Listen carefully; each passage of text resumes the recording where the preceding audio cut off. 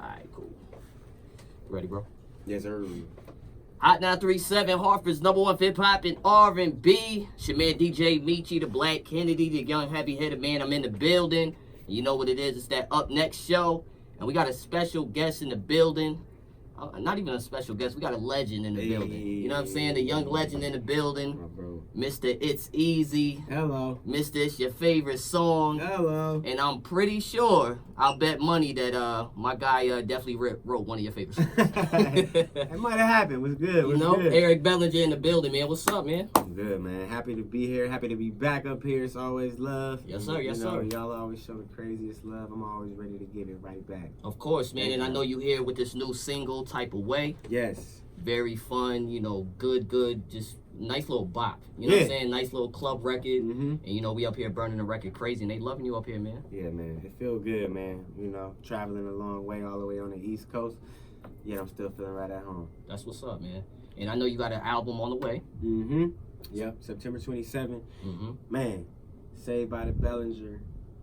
Mark your calendars. Mm-hmm. Get your pre-orders on. Mm-hmm. Because you're going to want to be first with the captions, baby. It's Caption Central, baby. And I feel selfish because my birthday's September 29th, you know what I'm saying? Ooh. So you came right in time, you know what I mean? To give me that good highway music when I'm, you know what I'm saying, That's when I'm it. riding around for the weekend, man. Yeah, So you're going to appreciate it. And just make sure you don't forget to press play, baby. Yes, sir. Yes, sir. So, man, let's get into the album, man. All right. You know, you dropped the Rebirth 2. Yeah. And you gave us a lot of records. You gave Yeah. us Volume 1, Volume 2. You know, you gave us a lot of music for the year. Yeah. And now you back with another joint. Yeah. So what can we expect on this new album, man? Man, just turn up. You know, like, if you enjoy Eric Bellinger, GOAT, if you enjoy, like, snapping and trapping, any of the club joints, this album is, like, up-tempos, turn up, back to school, college. I'm going to be doing some colleges. I'm going to be doing a tour, so we turn it up. But then, you know, towards the end of the year is when I'm going to slow it back down, put out an album just for R&B joints. So you got another album coming out after this one. Yeah. Yeah. So I just want to, you know, I don't want to discourage Yeah. people tuning in like, oh, where my R&B? I got y'all too. Okay. But I got to take care of the club too. Yes, sir. Yeah. So what made you call it? I mean, I'm guessing it have to like something with Saved by the Bell, obviously. Yeah, the bell. I think the bell is my, you know, everybody got their thing. Nikki got the Barbies. Like it's just the bell. I want to insinuate that I really want to take over the bell. So not only do we got Saved by the Bellinger, we got the Fresh Prince of Bel-Air. So all the 90s, you know, when they had just the crazy colors and the theme and the aesthetic, I'm bringing that to Saved by the Bellinger. And the music is just gonna be fun, vibrant, turn up. It's just gonna be a project and a staple in my career, you know, for the party album. Like Eric Bellinger, that's the one you put on when you're getting dressed, when you're in the car, when you're about to go to the club.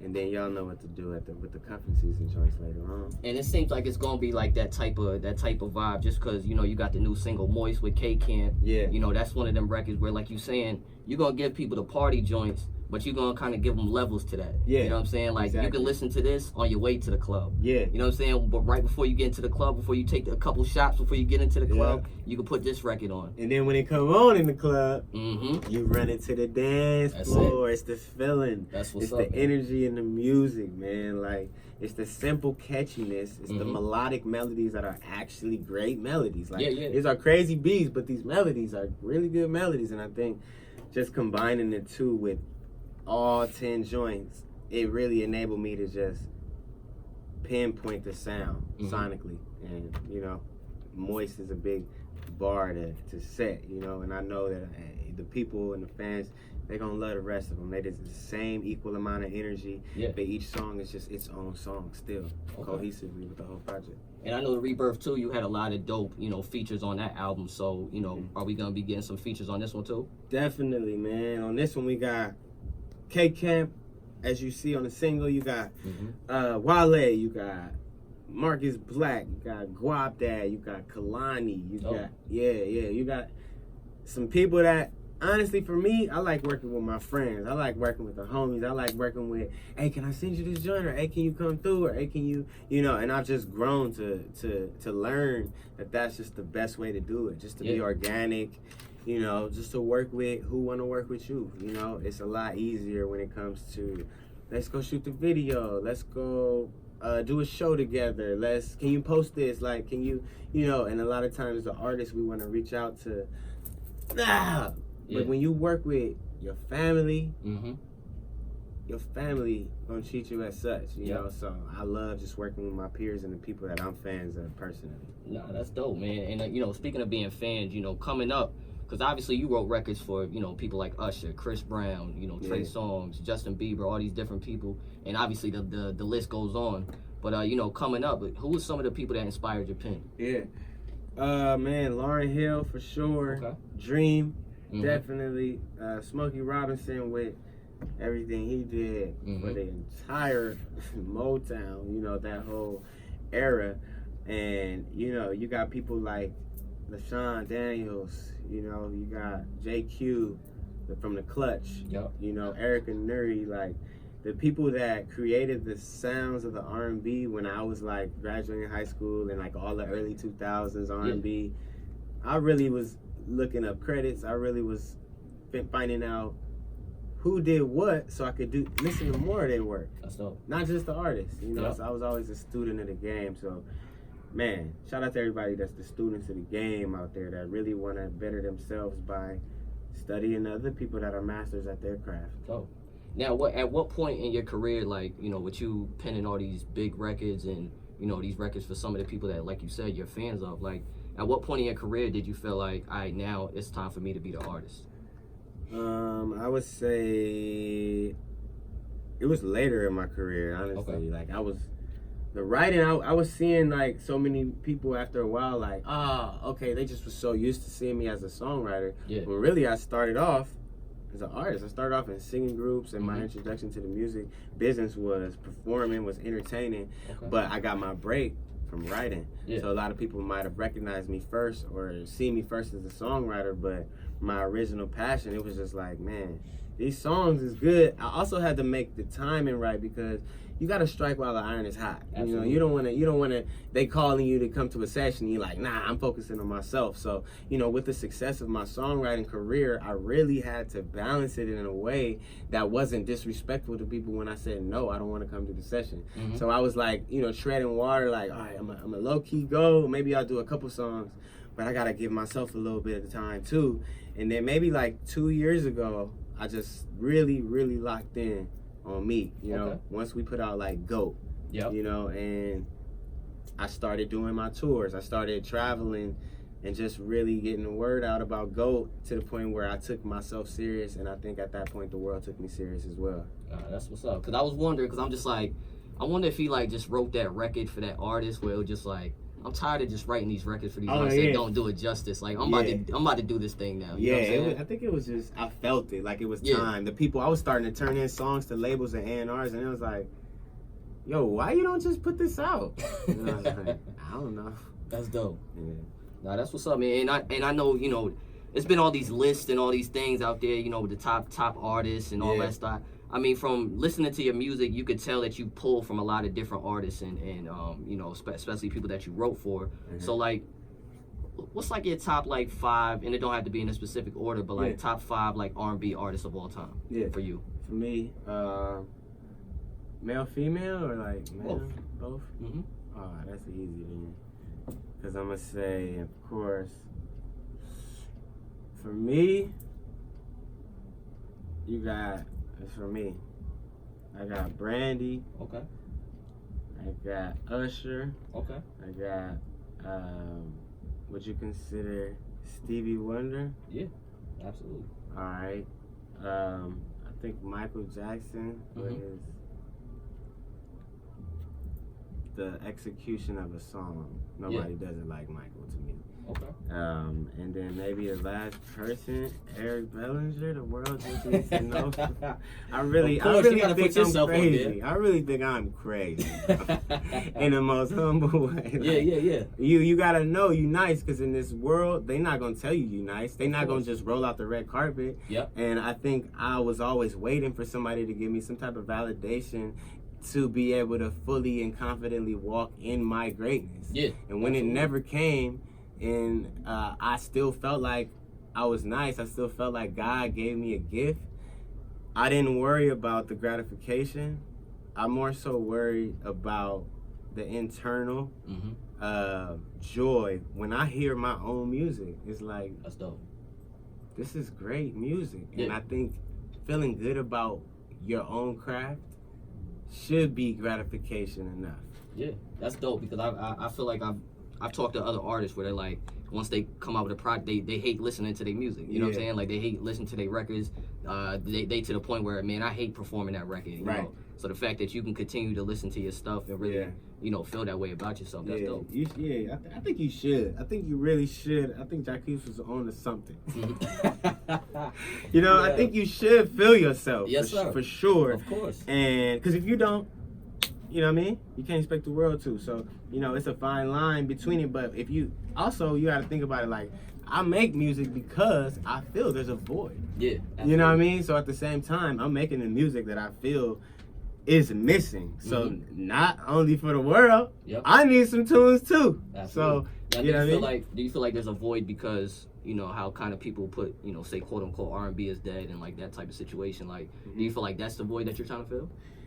I think just the genuine and authentic lifestyle of a human, absolutely, in addition to the music, is what's important to me. So a lifestyle. Yeah, because it's like, I could listen to the songs, but now I'm looking at everything you do in your life with Instagram and social media. So it's like people have a bigger magnifying glass spectrum system that they're able to really judge people. And not saying it's like the right thing to do, but we all guilty of it. So for me, I like try to make sure that what I'm selling is actual morals, value, music, a man, a father, a boss, independent ownership, swag, health, fitness, songwriter for others as well as himself, label for new up and coming artists. Like, I'm really trying to exemplify so many different things that it's like, I know it's going to take the world a long time to actually really, for it to resonate and for them to receive everything that I'm coming with, from acting to app development to, it's so many different things, to fashion, that it's like, I look at it like, if I expect the world to receive me the way God has already showed me myself, I would be doing a disservice to my peace. That's crazy. Yeah. That's crazy. So it seemed like you know what your purpose is. Yeah, man. That's the gift. That's the gift I received, man. That's a lot of prayer, a lot of fasting, a lot of meditation, and a lot of patience. Because when you feel like you got a gift and you feel like you deserve certain things, it's gonna cause you to, in your idle time, to either it'll harm you or it'll work in your benefit, because you'll take control in a way that is of your benefit. And I think instead of it taking me like, I gotta go to the gram and start, you feel me, like, listen, like, some people do different things with their idle time. And for me, all I did was perfect my craft even more. That's dope. And I think that, with somebody like you seem like, you're super spiritual, and, you talk about the yoga, you talk about the meditation, like, what are some things that you do, obviously besides those things? I'm pretty sure you're gonna say that, but like, what are some things that you do to find that balance? Because this industry, the industry is crazy. It's crazy. I think the overall timeline, it took a minute for me to get here. Like, it really took a minute for me to get here. So the whole way, all I did was just keep working. And now that I'm in a position where, I don't have to work every day. Like, I really don't have to work. I really can do whatever I want to do. And that is when I feel like I found who Eric Bellinger was. Yeah. When money wasn't an issue, when all I had was time on my hands, that's when the world is going to see the real Eric Bellinger. That's when people are going to see the real you, when you can buy whatever you want, when you can go wherever you want. And once I got there and still didn't have the desire to do nothing stupid, I was like, okay, this is me. I don't want to go buy, like I just really want to be still. Wow.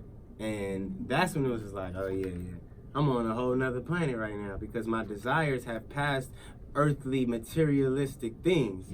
My desires now are only to be of service and to help people around me and put people in a better position for themselves to do what I did for my family. So it's like the sky's the limit, and I know God sees that in my heart, and he wants to give me a bigger platform and put me in better positions and better situations, because he knows that all I want to do is help people. That's what my job description has been this whole time. I started off writing for people. Like, I started off being of service to the music industry. And now that I've planted so many seeds and I've, invested into so many lives and careers and relationships organically, it's easy for me to blossom because everybody that knows me and everybody that sees me, they know my heart is pure and they just want to help. They want to open the door for me. I want to open the door for them still.